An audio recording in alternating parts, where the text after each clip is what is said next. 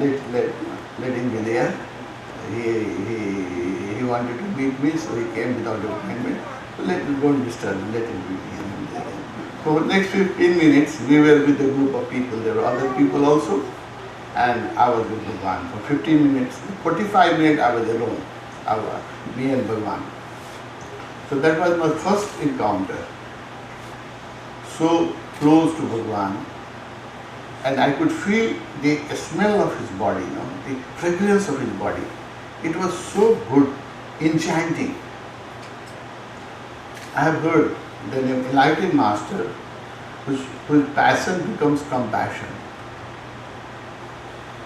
His body has an aroma of sandalwood or some divine aroma. We have heard in the scriptures. That I felt for the first time because I was near Bhagwan. I could feel the very good fragrance around him. And when I used to look at him, he used to look to me that as if he has come from some other planet. Because he was young that time. Very energetic, very powerful, full of confidence and full of love and compassion. That's why he allowed a student, an ordinary student, to remain in his room for 1 hour. If there is no compassion, why a master will allow somebody who has who is not known to anybody and who is just a student, how he will allow him to remain in his room and ask so many questions? I asked several questions and he answered my all questions.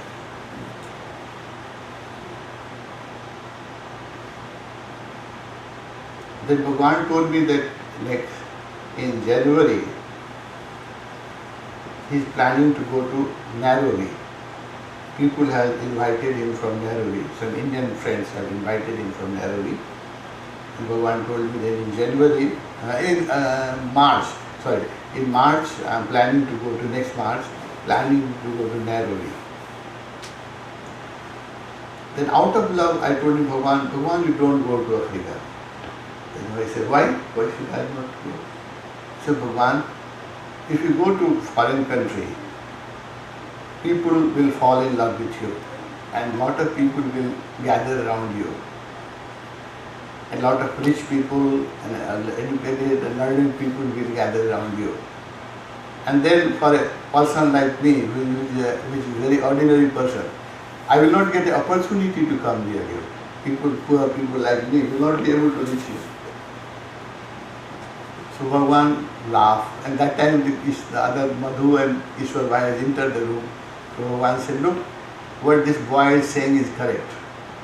Once the people will start coming from the West and other foreign country, you Indian people will not get time to come near me. It happened actually in Pune. It actually happened. When people started coming from the West, we didn't have much time he didn't have much time for us, and it will become very difficult to meet him. So few things which he told me in that personal interview has proved true. One thing he asked me that, what is your hobby? What do you like most? I told Bhagwan that, Bhagwan, I like traveling. I want to see the whole world. That's why I wanted to become a pilot in airlines. But my mother didn't like it. So when I was going for interview, I have already passed the written examination for a pilot. Then they called me for interview. So she knew that I am going for interview, so she locked me in the room. Because that time it was supposed that pilot service is very dangerous. He has to be on the air. So in Nepal, people didn't like that profession at that time. So my mother locked me in my room, so I could not go to the interview. So I missed the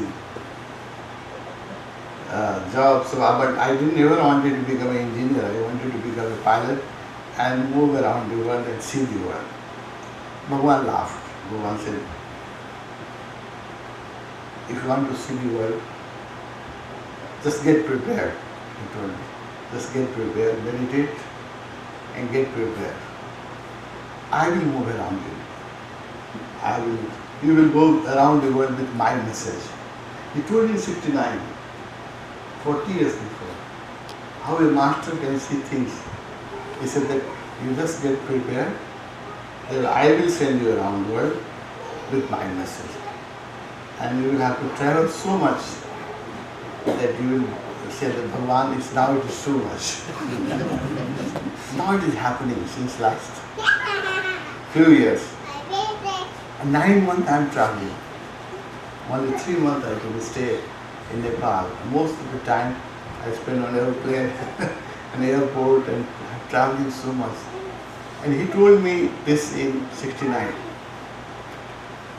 Second thing which has come true, he told me that you have to open a center in Nepal. That time there was no sannyas and no meditation center. There used to be Jivan Jagriti Kendra. आप याद है ना पूरा old people may remember. There used to be Jivan Jagriti Kendra, Life Awakening Center. That was his first center. And people used to gather once in a week and they used to discuss about Bhagavan's book and do some silent sitting. So he told me to open a Jivan Jagriti Kendra in Nepal. Because that time there was no meditation center as such. And he told me that if you work hard, lot of people will come. And as Tibet has become Buddhist, whole Tibet turned in Buddhism. So if you work hard, Nepal has got the same possibility. The whole Nepal will plunge into my philosophy and I will become very popular. And as Buddha has become popular in Tibet, I will become popular in Nepal. He told me 69. It was very difficult to believe because I was the only person from Nepal that time and I was a student. The first year student of engineering, very junior student. So it was impossible to believe that time that one day it will materialize. But now it is happening. Nepal, we have 65,000 sannyasi, 75 centers. Every year, 3,000 new people take sannyas. And in average, nowadays, every month I open a new center. So we add about 10 to 12 centers every year. Because the speed has gone so much. And it looks that as Tibet became Buddhist, the whole Nepal will turn into Osho color. Now it looks possible. In the beginning it was very difficult to believe, but now as the things have happened, now I can believe.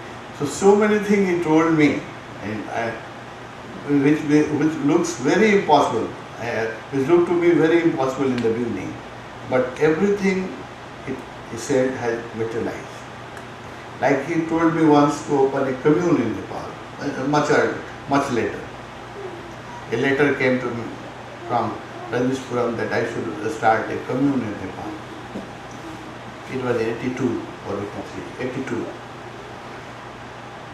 I was running a center, a very small, in my house, in a small room, a center was happening and there was not much finance available to me to open a commune and I was having a great difficulty running a center because there was not many people were coming to center and my parents were not in favor that I should every morning we should make shouting, hoo. They were disturbed because we are doing dynamic meditation. So all the time they threatened me that I will close down your center. So I have got a problem.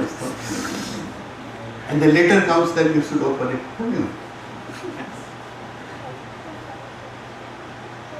Then I wrote a letter to Bhagavan. Bhagavan, it is impossible. You don't know the situation of Nepal. And you don't know in what hardship I am running a small center. You don't know the hardship. I have to work and earn money because my parents were retired. I have to support them. My children were in university, so I have to support them and I have to support the center. So I am pissed off. And our center is also not popular. Not many people are coming to the center.